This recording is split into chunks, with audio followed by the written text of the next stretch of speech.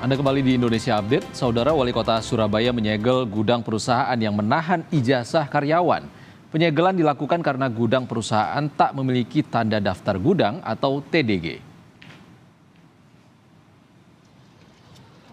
Penyegelan dipimpin Wali Kota Surabaya bersama Kapolres Pelabuhan Tanjung Perak hingga Kepala Dinas Perindustrian dan Tenaga Kerja Kota Surabaya.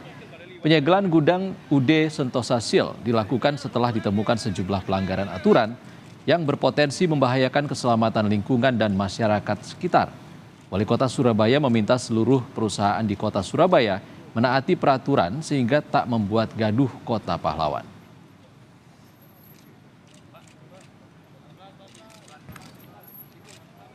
Perusahaan apapun di Surabaya harus mentaati izin dan guyub, tidak membuat gaduh. Dan ternyata perusahaan ini tidak ada tanda daftar gudangnya. Sehingga hari ini kami tutup. Kami sudah berkoordinasi dengan Kementerian Perdagangan. Karena itu saya selalu katakan, ketika berusaha nang Surabaya, ojo nate nglarani wong nang Surabaya. Kalau gawe perusahaan nang Surabaya, maka taati peraturan yang ada ditentukan oleh pemerintah.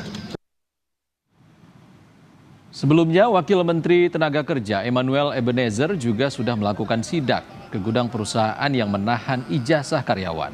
Sidak dilakukan bersama Wakil Wali Kota Surabaya Armuji.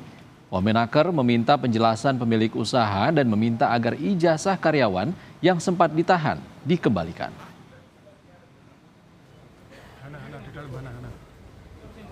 Karena kewajiban negara menjaga industrial ini tetap harmonis, tapi kemudian ya saya nggak tahu, kita harus sebagai negara ini dihargai.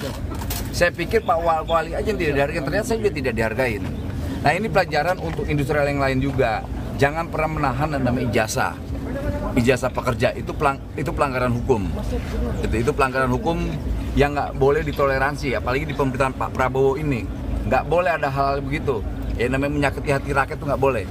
Jadi apa yang dilakukan Pak Wali ini udah benar dan tepat. Negara hadir.